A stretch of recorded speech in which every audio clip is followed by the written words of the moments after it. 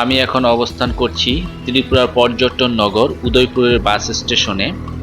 আমার আজকের গন্তব্য হলো ত্রিপুরার প্রত্নপর্যটন ও ঐতিহ্যবাহী পিলাক। এটি দক্ষিণ ত্রিপুরা জেলার জোলাইবাড়িতে অবস্থিত। বাসে চড়ে পিলাকের উদ্দেশ্যে এগিয়ে চলেছি। রাস্তার দুদিকে প্রাকৃতিক সৌন্দর্য দেখছি, সাথে মানুষের বসতি। খুবই চমৎকার লাগছে আজকের দিনটি। কথা বলতে বলতে চলে আসলাম পশ্চিম পিলাক। আমাকে বাস থেকে এই 3 রাস্তার মোড়ে নামিয়ে দেওয়া হলো। আমি এখান থেকেই পিলাকের ঐতিহ্যবাহী প্রত্নতাত্ত্বিক স্থানে গমন করব। আমি হেঁটে হেঁটে সামনে এগিয়ে যাচ্ছি পশ্চিম দিকে। এটি হলো মূলত পিলাকের ঐতিহ্যবাহী স্থানের সাথে একটি সংযোগ সড়ক। আমি আশেপাশে অটো, সিএনজি খুঁজেছি, পাইনি। তবে আমি গুগল ট্র্যাক করে দেখেছি এখান থেকে পিলাকের ঐতিহ্যবাহী স্থানটির দূরত্ব বেশি নয়, তাই আমি পায়ে হেঁটে এগিয়ে চলছি। পিলাক ঐতিহাসিক স্থান, দূরত্ব বেশি না হলেও প্রায় 800 মিটার, যা 1 কিলোমিটারের কাছাকাছি। আমি হেঁটে চলে এসেছি। দেখুন, এখানে লেখা আছে ওয়ে টু শ্যামসুন্দর আশ্রম টিলা। মূলত এই শ্যামসুন্দর আশ্রম টিলাটি হলো পিলাক ঐতিহাসিক স্থান। এই গেট দিয়ে আমি প্রবেশ করব। এখানে টিকিট সিস্টেম নেই, তবে গেটটি খুবই সুন্দর। পিলাক ঐতিহাসিক স্থান শ্যামসুন্দর আশ্রম। সামনে কিছু পরিচিতি রয়েছে এই প্রত্নতাত্ত্বিক স্থানের। বাংলা, হিন্দি এবং ইংরেজি 3টি ভাষায় এই প্রত্নতাত্ত্বিক সাইটের পরিচিতি লেখা রয়েছে। এই প্রত্নতাত্ত্বিক স্থানের প্রবেশপথের দুদিকে সুন্দর বসার আসন রয়েছে। গ্রামীণ পরিবেশের মধ্যে এই প্রত্নতাত্ত্বিক স্থানটি অবস্থিত। আমি আস্তে আস্তে সূর্য প্রায় আমার মাথার উপরে উঠে গেছে, প্রায় দুপুরবেলা বলা যায়। এখানে একটি সংরক্ষণ সাইনেজ রয়েছে, আমি এখন দেখব। এটি ত্রিপুরার ঐতিহ্যবাহী পিলাকে অবস্থিত শ্যামসুন্দর আশ্রম নামক প্রাচীন স্তূপের ধ্বংসাবশেষ।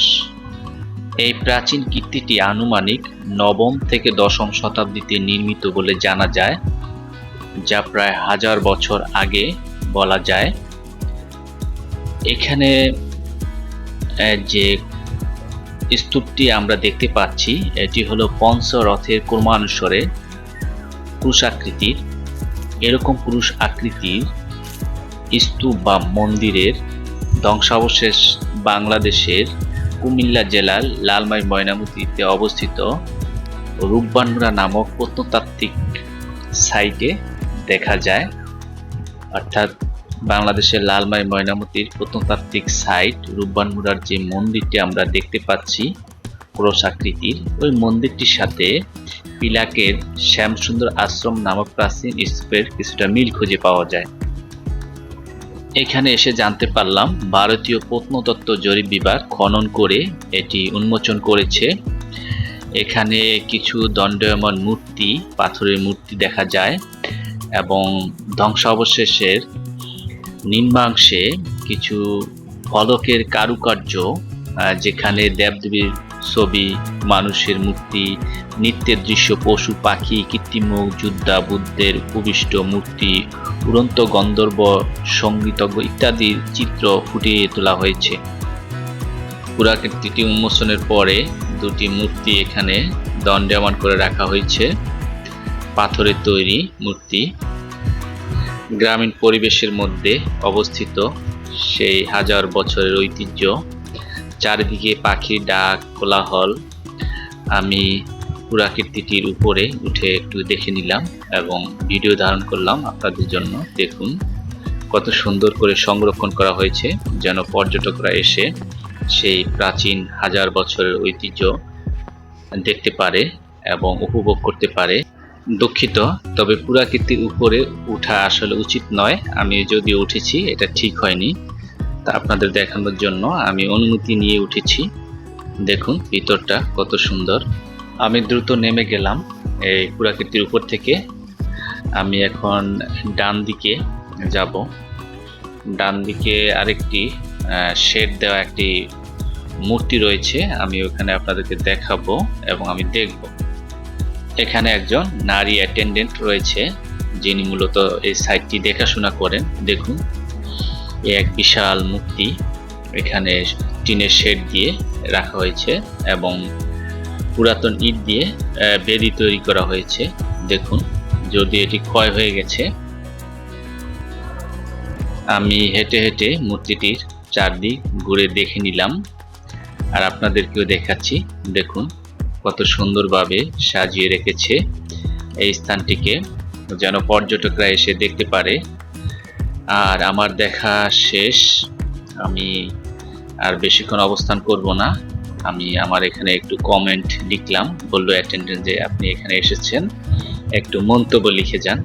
লেখা শেষ করে আমি এখন বের হয়ে যাচ্ছি। পিলাকের ঐতিহ্যবাহী শ্যামসুন্দর আশ্রম নামক প্রাচীন স্তূপের ধ্বংসাবশেষটি একটু দেখলাম, উপভোগ করলাম। যারা ত্রিপুরার ঐতিহাসিক পিলাক শ্যামসুন্দর আশ্রম ভিজিট করতে চান বা পরিদর্শন করতে চান, তাদের জন্য বলে রাখছি, আগরতলা থেকে প্রায় 150 কিলোমিটার দক্ষিণে এবং ত্রিপুরার পর্যটন নগরী উদয়পুর থেকে প্রায় 50 কিলোমিটার দক্ষিণে পশ্চিম পিলাকে এই ঐতিহাসিক স্থানটি অবস্থিত। জোলাবাড়ি যাবেন না? জোলাবাড়ি, ওকে। একটি সিএনজি এসেছিল, জিজ্ঞেস করলাম যে জুলাইবাড়ি পর্যন্ত যাবে কিনা। না, সে যাবে না, পায়ে হেঁটে আমাকে সামনে 3 রাস্তার মোড় পর্যন্ত যেতে হয়েছে এবং সেখান থেকেই বাসে উঠলাম। আজ এই পর্যন্তই, দেখা হবে অন্য কোনো স্থানে।